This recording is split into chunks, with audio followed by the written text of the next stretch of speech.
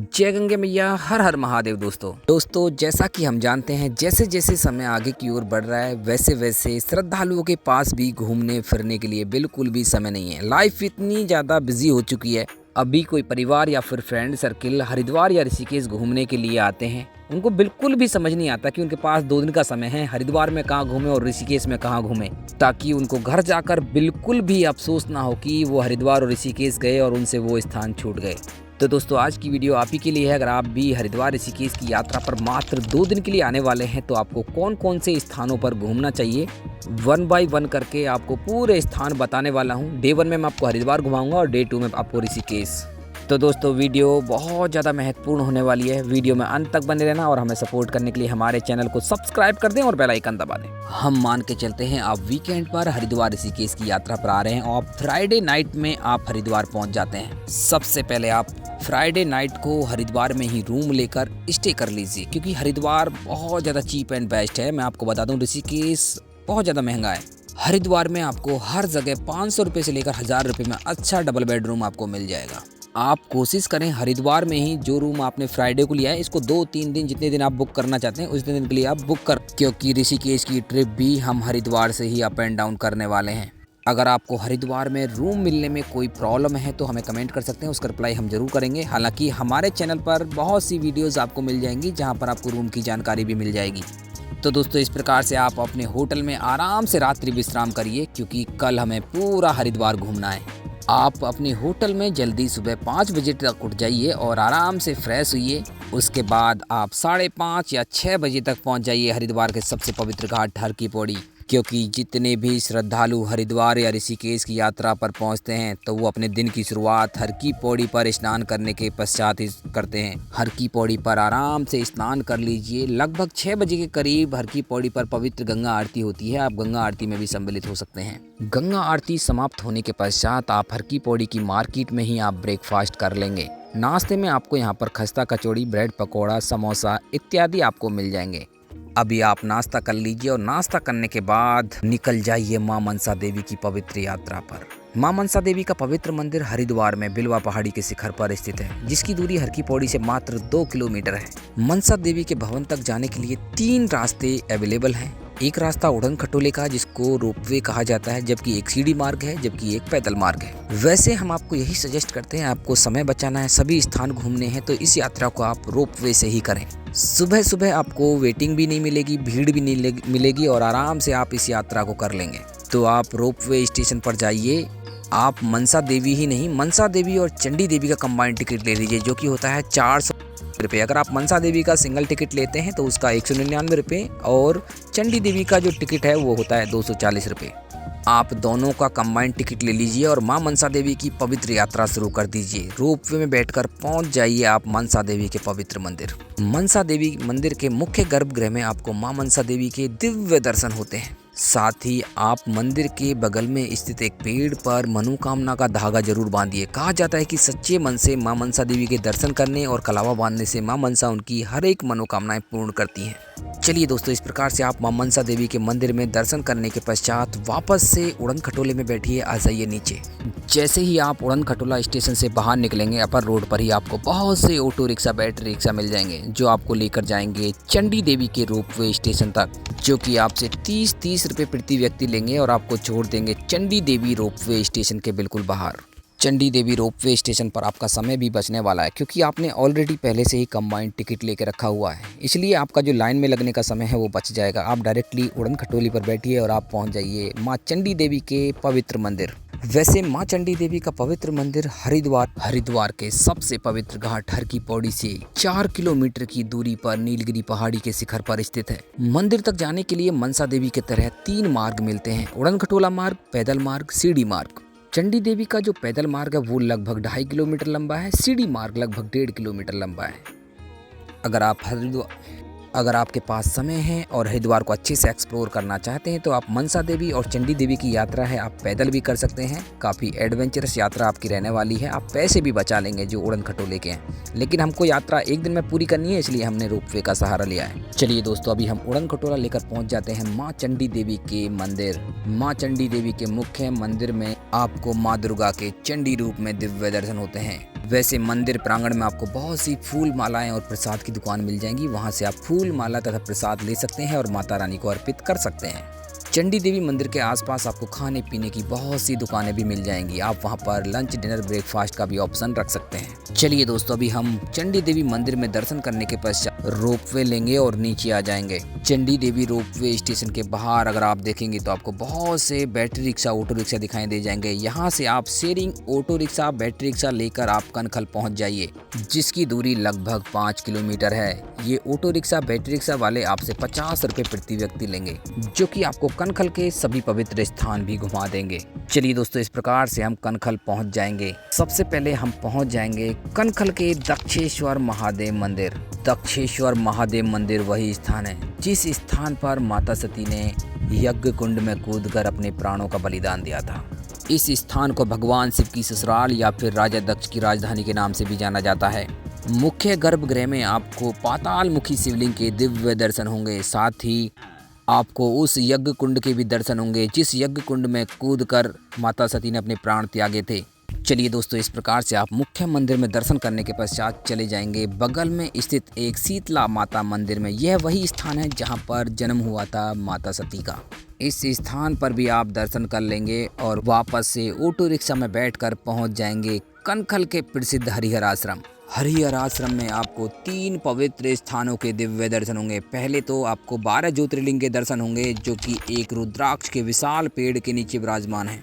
साथ ही इसी आश्रम के अंदर आपको विश्व के पहले पारस शिवलिंग, जो कि 150 किलोग्राम पारे से बने हुए हैं, उसके भी दर्शन हो जाएंगे। यह पारे का शिवलिंग आश्रम के पारदेश्वर महादेव मंदिर में विराजमान है। साथ ही इसी प्रांगण में आपको महामृत्युंजय महादेव मंदिर के भी दिव्य दर्शन होंगे। यहाँ पर भी आप महादेव के दर्शन कर सकते हैं, जलाभिषेक कर सकते हैं। तो दोस्तों, इस प्रकार से आप कनखल के जो पवित्र और प्रसिद्ध स्थान है उनको घूम लेंगे। तो दोस्तों, इन सभी स्थानों को घूमते हुए मनसा देवी, चंडी देवी और कनखल घूमते हुए लगभग आपको 12 बज जाएंगे। आप हरिहर आश्रम के बाहर से ही ऑटो रिक्शा या फिर बैटरी रिक्शा लीजिए, 20 रुपए दीजिए और पहुंच जाइए हरिद्वार के एक और पवित्र स्थान पर, जो कि है बिल्वकेश्वर महादेव मंदिर। बिल्वकेश्वर महादेव मंदिर हर की पौड़ी से लगभग 1.5 किलोमीटर की दूरी पर, जबकि रेलवे स्टेशन से 1 किलोमीटर की दूरी पर स्थित है। बिल्वकेश्वर महादेव मंदिर को माता पार्वती की तपस्थली भी कहा जाता है। इसी स्थान पर माता पार्वती ने भगवान शिव को पति रूप में पाने के लिए हजारों वर्षों तक कठोर तपस्या की थी और भगवान शिव माता पार्वती की तपस्या से प्रसन्न होकर माता पार्वती को एक डाली के रूप में दर्शन दिए। तो ये स्थान काफ़ी पवित्र और पौराणिक स्थान है। इस स्थान पर आपको जरूर जाना चाहिए, महादेव के दर्शन करने चाहिए, जलाभिषेक करना चाहिए। बिल्वकेश्वर महादेव मंदिर के दर्शन करने के पश्चात आप पहुंच जाइए माया देवी मंदिर, जो कि बिल्वकेश्वर महादेव मंदिर से लगभग 800 मीटर की दूरी पर स्थित है। माया देवी मंदिर हर की पौड़ी से लगभग 1.5 किलोमीटर, रेलवे स्टेशन से लगभग 600 मीटर की दूरी पर स्थित है। माया देवी मंदिर 51 शक्ति पीठों में से एक है। कहा जाता है कि इसी स्थान पर देवी सती की नाभि और हृदय गृह थे। इस स्थान पर भी आप दर्शन कर लीजिए। तो दोस्तों, कनखल में बिल्वकेश्वर महादेव मंदिर और माया देवी मंदिर में आपको भीड़ बहुत कम मिलेगी, इसलिए आपको टाइम भी बहुत कम लगने वाला है। आप 12:30 बजे या 1 बजे तक इन सभी मंदिरों को आराम से घूम लेंगे। इसके पश्चात आप अपर रोड पर ही कहीं लंच कर लीजिए। लंच करने के बाद आप ऑटो रिक्शा या फिर बैटरी रिक्शा लीजिए और पहुंच जाइए हरिद्वार के सप्त सरोवर, जो कि 7 किलोमीटर की दूरी पर स्थित है। सप्त सरोवर में आपको बहुत से मंदिरों के दर्शन करने हैं। सबसे पहले बात करूं तो आप चले जाइए पावन धाम। पावन धाम एक शीशे का मंदिर है, इसमें आप दर्शन कर लेंगे। उसके बाद सप्त सरोवर में स्थित तुलसी मानस मंदिर आप चले जाइए। तुलसी मानस मंदिर एक अलौकिक मंदिर है जो कि भगवान श्री राम को समर्पित है। इसकी दीवारों पर पूरी रामायण को उकेरा गया है। इस अद्भुत मंदिर के भी आप दर्शन कर सकते हैं। तुलसी मानस मंदिर के दर्शन करने के बाद आप चले जाइए माता वैष्णो देवी मंदिर के दर्शन करने के लिए, जो कि तुलसी मानस मंदिर के बगल में ही स्थित है। माता वैष्णो देवी मंदिर के बारे में कहा जाता है कि इस मंदिर की भी इतनी ही मान्यता है जितनी कि कटरा में स्थित माता वैष्णो देवी मंदिर की है। उसके बाद आप सप्त सरोवर में स्थित सबसे प्रसिद्ध मंदिर भारत माता मंदिर के दर्शन कर लीजिए। भारत माता मंदिर में 8 मंजिल हैं, जबकि 180 फीट ऊंचा है। प्रत्येक मंजिल पर आपको अलग अलग देवी देवताओं और सूरवीरों के भी दिव्य दर्शन हो जाते हैं।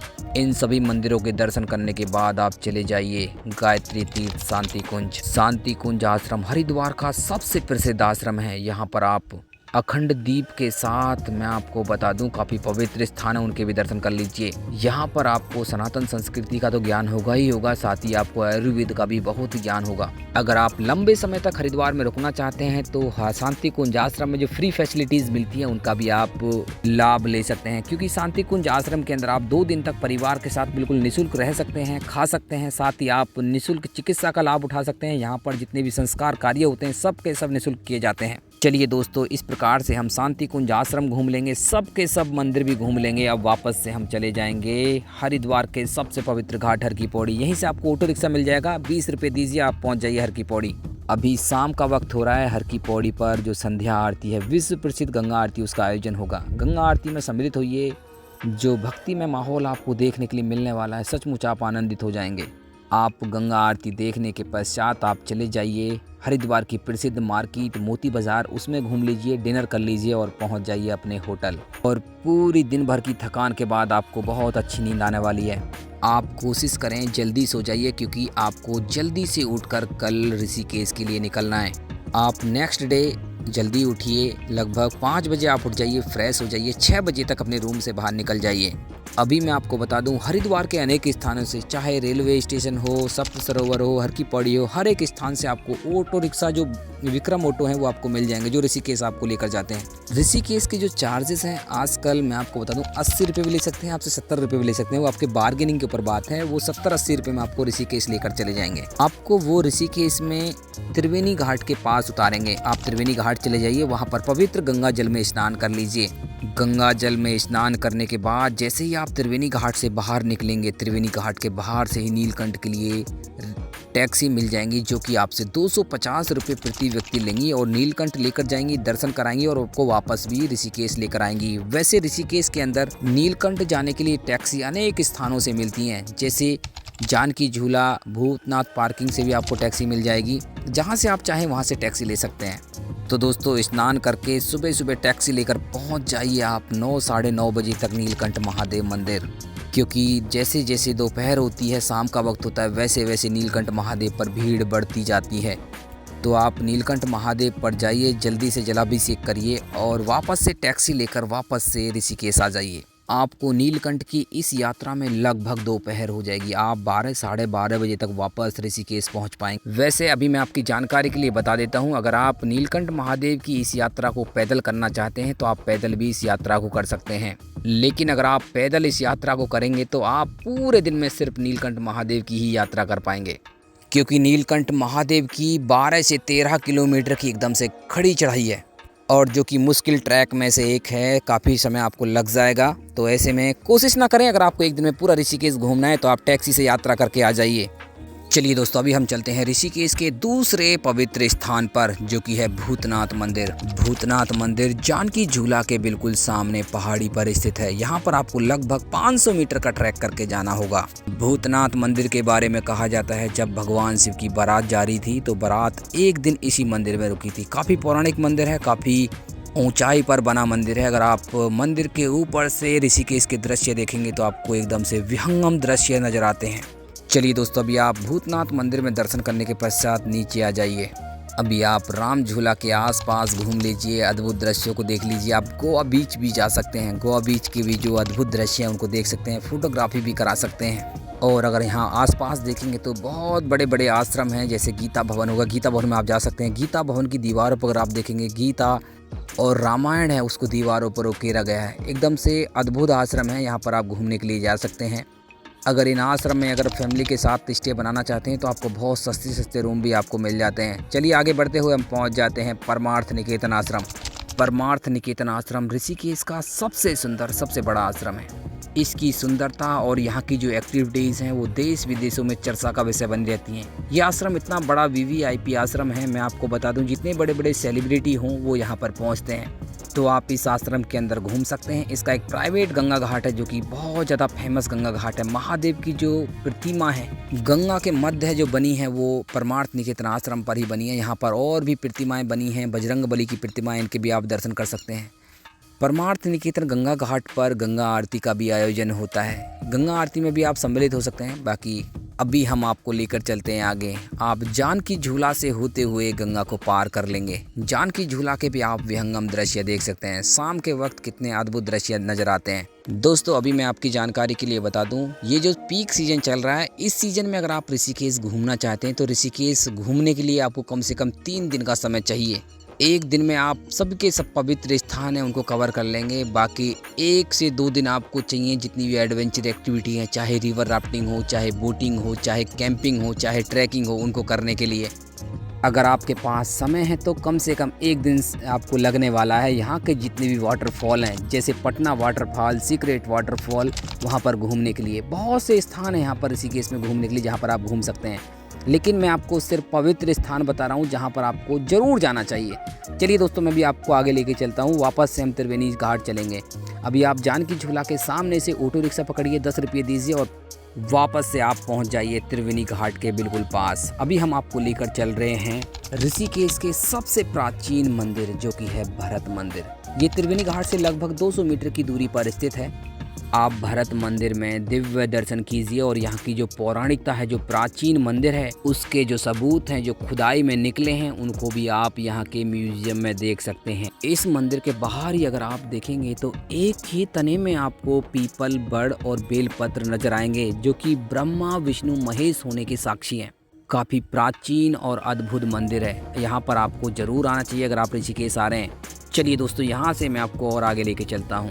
दोस्तों अभी मैं पहुंच गया हूं त्रिवेणी घाट के बिल्कुल पास में। ये जो आप दृश्य देख रहे हैं ये है ऋषि कुंड। इस स्थान पर आप ऋषि कुंड के दिव्य दर्शन कर सकते हैं। कहा जाता है कि कुब्ज ऋषि ने सरस्वती माँ की कठोर तपस्या की थी तो सरस्वती नदी इस कुंड के अंदर अवतरित हुई। आज तक कोई भी पता नहीं लगा पाया है कि इस कुंड में आखिर सरस्वती का जल कहाँ से आता है। और यहाँ पर भगवान राम का मंदिर है, उसके भी आप दिव्य दर्शन कर सकते हैं। तो दोस्तों शाम होते होते हम इतने पवित्र स्थानों के दर्शन कर लेंगे। बाकी अभी हम चल रहे हैं आपको त्रिवेणी के पवित्र घाट पर लेकर। वहाँ पर हम आपको संध्या आरती दिखाने वाले हैं। तो दोस्तों संध्या आरती से पहले यहाँ पर जो गंगा पूजन है वो होगा, उसके बाद संध्या आरती होगी। संध्या आरती होने के पश्चात आप विक्रम ऑटो पकड़िए और विक्रम ऑटो की सहायता से पहुँच जाइए आप हरिद्वार। और हरिद्वार में आकर ही आप डिनर कीजिए, क्योंकि अगर आप ऋषिकेश के अंदर फूड के रेट भी देखेंगे तो हरिद्वार से डबल हैं। अगर वहाँ पर आप डिनर करते हैं, डिनर के रेट भी आपको 150 से 200 मिलने वाले हैं, जबकि हरिद्वार में आप डिनर आराम से 70-80 रुपये में कर लेंगे। तो दोस्तों इस प्रकार से आप 2 दिन में हरिद्वार और ऋषिकेश के जितने भी पवित्र स्थान हैं वो घूम लेंगे। तो दोस्तों मैं आशा करता हूँ वीडियो आपको अच्छी लगी होगी। अच्छी लगी हो तो वीडियो को लाइक कर दें, शेयर कर दें। अगर आप ऐसे ही धार्मिक स्थानों की वीडियोस देखना चाहते हैं तो हमारे चैनल को सब्सक्राइब कर लें और बेल आइकन दबा दें।